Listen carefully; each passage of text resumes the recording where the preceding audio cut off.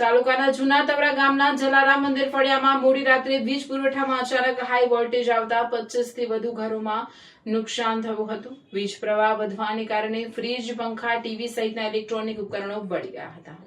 વીજ ઉપકરણો બળી જતા સ્થાનિકોને મોટો આર્થિક ફટકો પડ્યો છે। આ ઘટનાને પગલે સ્થાનિકોમાં ભારે રોષ જોવા મળ્યો હતો।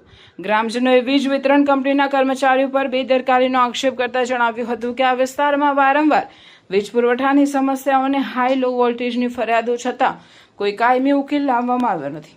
તવરા ગામના અસરગ્રસ્ત પરિવારોએ થયેલા નુકસાનનું યોગ્ય મૂલ્યાંકન કરીને તાત્કાલિક વળતર ચૂકવવાની માંગ કરી છે। આ ઉપરાંત વીજ પુરવઠાની આ સમસ્યાનો કાયમી ઉકેલ લાવવામાં નહીં આવે તો ઉગ્ર આંદોલનની ચીમકી પણ ઉચ્ચારી છે। મારું નામ રણજીતસિંહ પ્રભાતસિંહ ગોહિલ છે।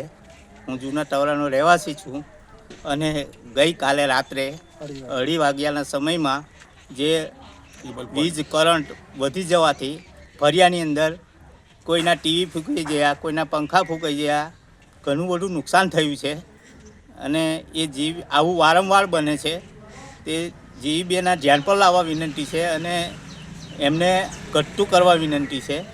બીજું કે આવું વારંવાર બને ના એના માટે પગલાં લેવા વિનંતી છે। મારું નામ રક્ષાબેન કિરણસિંહ ગોહિલ, હું જૂના તવડા રહેવાસી જલારામ મંદિર ફળિયું। અમારા ગઈકાલે રાત્રે 2:30 વાગ્યાથી લાઇટ ગઈ હતી ને વધારે વોલ્ટેજના કારણે કાલે બધાના ઘરમાં, ખુદ મારા જ ઘરમાં ફ્રીજ ફૂંકાઈ ગયું છે। બધાના ઘરમાં રેડિયો, ફ્રીજ, ટીવી, એસી, કુલર બધાનું પણ ફૂંકાઈ ગયું છે। તેનું તમારે વળતર એને આપવા માટે વિનંતી। મહેલા છે ને અમારા જના મહેલાના દરેક ઘરમાં આ બનાવ બનેલો છે અને એ ગંભીર બનાવટ છે। આ બનાવ ખરેખર તમારા જીબીના બેદરકારીથી બનેલો છે। ખરેખર આવું ના બનવું જોઈએ। આ લાખો કઈ રીતે આ વસ્તુ કરતા હોય ને અને કાલ ઉઠીને કંઈક ગંભીર અકસ્માત થાય તેની જવાબદારી કોણ લેશે? એટલે આપ સબ જીબીના અધિકારીને હમણાં નમ્ર વિનંતી કે અમારે આ સોલ્યુશન લાવે અને તાત્કાલિક લાવે અને આ બનાવ અગાઉ નહીં બને એવી ગંભીર પગલાં લેવા એવી બાહેધર તમારે આપવી પડશે।